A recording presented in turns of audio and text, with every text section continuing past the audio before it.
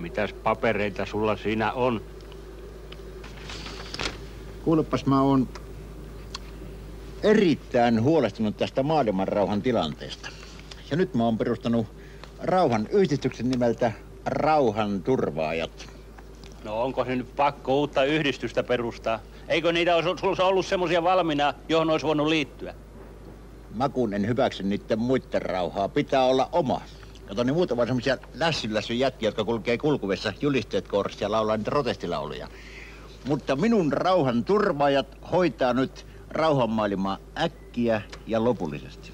Jos ei muuten, niin nyrkillä ja dynamiitilla, ymmärrätkö? Aha. No panepa sitten nimestä tuohon liittymiskaavakkeeseen, niin kohta ymmärrät. En. Minä en liity mihinkään yhdistyksiin. Et sä nyt ymmärrä. Kuule, minun rauhanturvaajien kanssa ei leikitä.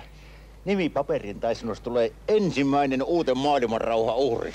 Jaa, no siinä tapauksessa. Lue. Täten lupaan taistella viimeiseen veripisaraan saakka uuden maailmanrauhan puolesta ja tappaa kaikki rauhan vastustajat. Enkä hyväksy minkään muun rauhanyhdistyksen rauhaa kuin rauhanturvaajien. Just. Ja nimi alle. Mutta onko siinä nyt mitään älyä? Älä sitä kysele. Kun viime sota alkoi, niin menit se kyselemään johtajilta, että miksi tää sota alkoi? En. No älä sitten nytkään tuu kyselemään johtajilta, että miksi tää rauha alkoi. Nimi paperin tai kohta ikenet ihmettelee, että minne ne hampaat lähti. Totta kai. Totta kai.